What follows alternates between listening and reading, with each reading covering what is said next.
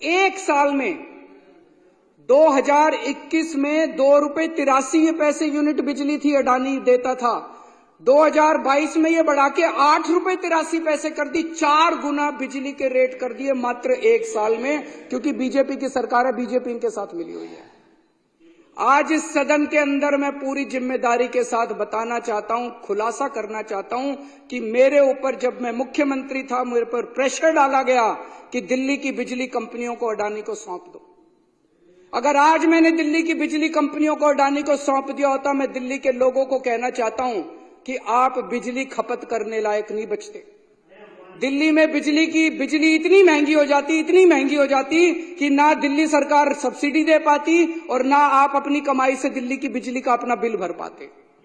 जब मैंने बंद कर दी, मैंने मना कर दिया कि मैं अडानी ग्रुप को नहीं सौंपूंगा बिजली कंपनियां।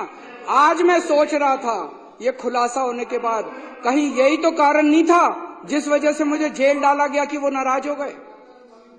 मैं आज बीजेपी वालों को चैलेंज करके बोलता हूं, चुनाव के पहले तुम ऐलान कर दो कि अगर तुम्हारी सरकार बनती है तुम अडानी को दिल्ली की बिजली कंपनियां नहीं दोगे।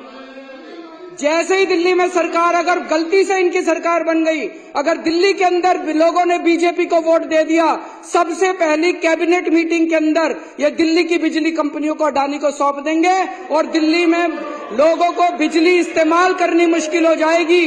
लोगों की पूरी तनख्वाह बिजली का बिल भरने में निकल जाएगी। माननीय अध्यक्ष महोदय,